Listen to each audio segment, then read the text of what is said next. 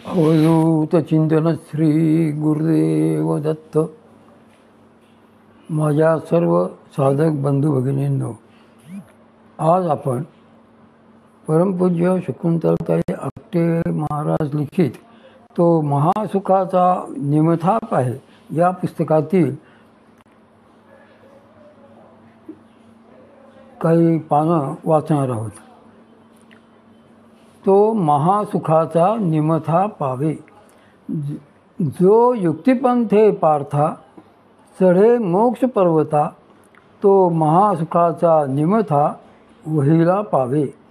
सद्गुरू भगवान श्री ज्ञानेश्वर महाराजांच्या कृपेनेच आपण श्री ज्ञानेश्वरीच्या 5व्या अध्यायाचे चिंतन करीत आहोत.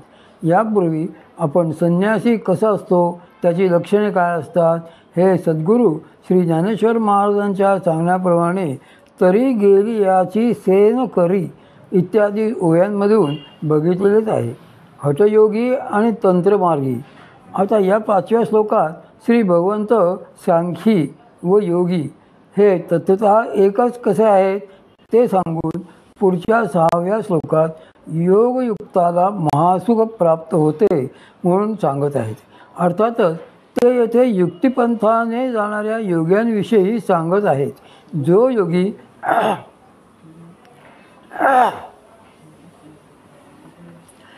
योगी असतो तो केवळ हठयोग साधून मोक्षपदास पोहोचतो का, तर नाही. एखाद्याने नुसताच जर हठयोग केला तर त्या योगे त्या व्यक्तीला कदाचित काही सिद्धी प्राप्त होतील, काष्ठसमाधीही साधेल, पण मोक्षपर्वतावर काही चढता येणार नाही. हठयोगी हा त्या हठयोगाच्या मार्गाने केवळ निम्म्या मार्गापर्यंत म्हणजे आज्ञाचक्रापर्यंतच जाऊ शकतो. त्याच्या पुढे पलीकडे जाण्याचा मार्ग त्याला माहीतच नसतो. कारण हठयोग ही मुळात मनाची निरोध प्रक्रिया आहे. हठयोगात प्राणांचा व त्या योगे मनाचा निरोध केला जातो. प्राण मन यांना ताब्यात ठेवत जाते. तंत्रमार्गात तर मन देखील ताब्यात न आणता दैवतशास्त्रातील प्राण उपासनेनुसार सिद्धी सामर्थ्य मिळवण्याचा यत्न केला जातो. तंत्रमार्गीयांच्या सर्व उपासना जर आपण बघितल्या तर त्यात असे दिसून येईल की हे सगळे तंत्रमार्गी विधी विविध देवतांना प्रसन्न करून घेण्याच्या मागे असतात, पण त्याचवेळी आपल्या मनाला ताब्यात ठेवण्याकरता काहीही प्रयत्न करीत नसतात. आणि तरीही त्यांना असे तर वाटत असते की आपले मन आपल्या ताब्यात आलेले आहे, मात्र प्रसंगी तसे काहीही अनुभवाला येत नसते. याकरता एक प्रत्यक्ष घडलेली हकीकत सांगते. तांत्रिकाचा अनुभव. एकदा आपल्या मंडळाचा भक्तियात्रा संघ घेऊन आम्ही काठमांडूला गेलो होतो. तिथे श्री पशुपतीनाथांचे दर्शन घेऊन प्रेक्षणीय स्थळे बघत बघत आम्ही आजूबाजूला हिंडत होतो. नेपाळात सर्वत्र अनेक पंथांचे तांत्रिक आजही आढळतात. त्यांच्यातला असाच एक अघोर पंथाचा तांत्रिक आपल्या मंडळाच्या एका साधकाला एकटेच गाठून त्याला उगाच काहीतरी विचारत होता. त्याचा एकंदरीत आविर्भाव बघून मला आणि परमपूज्य श्री दादांना अशी शंका आली की तो तांत्रिक आपल्या या साधकाला काही अपाय करेल की काय. म्हणून आम्ही लगेच त्या साधकाला हाक मारून इकडे ये म्हणून आमच्या जवळ बोलावून घेतले. आम्ही त्याला बोलावून घेतल्याबरोबर आपला हेतू सफल होणार नसल्याचे ध्यानात येऊन त्या तांत्रिकाच्या डोळ्यात क्रोधावेशाने प्रचंड विकार अंगात उफाळून आला. त्याला त्यावेळी इतका क्रोध आला होता की त्याला तो अजिबात आवरता येत नव्हता.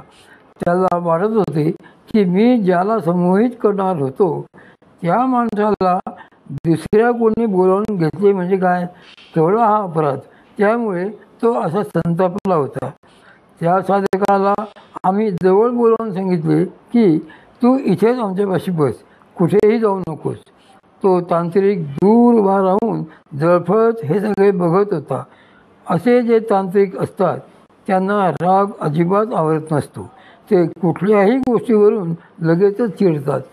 एका साधूची कथा येथे आणखी एक गोष्ट आठवली म्हणून सांगते. एक मोठे साधू होते. ते हठयोगी व तंत्रमार्गीही होते.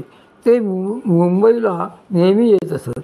ते आले की आम्हाला मोठी गंमत वाटायची. आम्हाला वाटायचे की आपण त्यांच्या दर्शनाला जावे. आम्ही 5-6 जण होतो. सर्व मिळून त्या साधूंच्या दर्शनाला जायचो. ते साधू बरेचदा आपल्या खास एक कक्षात टी व्ही बघत बसलेले असायचे. त्यांच्या त्या टी व्ही बघण्याबद्दल माझे काही म्हणणे नाही, पण त्या दरम्यान तेथे जाऊन त्यांना कोणी नमस्कार केला की त्यांना फार संतोष येत असे. कारण टी व्हीवर सुरू असलेल्या त्यांच्या आवडत्या कार्यक्रमात त्यामुळे व्यत्यय येत असल्याने त्यांना ते मुळीच सहन होत नसे. अशावेळी ते इतके संतापायचे की जो कोणी समोर असेल त्याच्यावर रागावून जोरात ओरडायचे. त्यामुळे सगळेजण त्यांना घाबरत जिन्यात जाऊन उभे राहायचे. ह्यासाठी की टी व्ही चालू असताना त्यांच्यासमोर जाणेच नको म्हणून. शेवटी एकदा मी न राहून परमपूज्य श्री मामांना या संदर्भात विचारले. तेव्हा परमपूज्य श्री मामा म्हणाले की अगो पोरी, हे हठयोगी तंत्रमार्गी असेच चक्रम असतात. त्यांचा त्यांच्या मनावर क्रोधावर अजिबात ताबा नसतो. युक्तिपंथाचा अवलंब. याच्या अगदी उलट दृश्य परमपूज्य श्री मामांकडे गेल्यावर दिसे. कधीही गेले, कितीही वेळ बसले तरी ते कधीच काही म्हणत नसत. किंबहुना मी परमपूज्य श्री मामांना कधीच कोणत्याही गोष्टीवरून विनाकारण रागावलेलं सुद्धा बघितले नाही. मात्र साधकांच्याच हितासाठी ते काही वेळा क्रोधाचा लटका आविर्भाव आणत असत. हे कसे आणि कशामुळे घडत असेल तर तंत्रमार्गी किंवा ह्या हठयोग्यांच्या त्यांच्या मनावर मुळीच ताबा नसतो आणि त्यामुळे साहजिकच त्यांना महासुख म्हणजे काय हेही माहीत नसते. कारण त्यांना योगातला तो पंथ व ती युक्तीचीच माहिती नसते. परमश्रेष्ठ असा युक्तिपंथ समजून घेता ते न केवळ सिद्धीमध्येच अडकलेले असतात. त्यामुळे सद्गुरू श्री माऊली येथे म्हणतात की योगी किंवा संन्यासी या दोघांनाही त्या एकाच मार्गाने जावे लागते. दोघांनाही तो युक्तिपंथ जाणून घ्यावा लागतो. म्हणजेच सद्गुरू प्रदत्त पंथ ही माहीत पाहिजे आणि युक्तीही माहीत पाहिजे. असे हे दोन्ही भाग जर माहीत असतील तरच पुढचे सगळे शेवटपर्यंत महासुखाच्या निमथ्यापर्यंत शिखरापर्यंत सुरळीत होईल. युक्तिपंथाच्या अवलंबनानेच साधक खरा निर्विघ्न होत असतो. असा साधकाला आपले मन आधीच ठेवून महासुखाचा अनुभव घेता येतो. श्री संत तुकाराम महाराज यासाठी असे आवर्जून सांगतात की होऊ नको काही या मना अधीन, नायके वचन याचे काही. आपले अधीन करून या ठेवा, नाही तरी जीवा घातक आहे. मनाच्या अधीन झाले की ते साधकाचा घात केल्याशिवाय राहतच नाही. म्हणून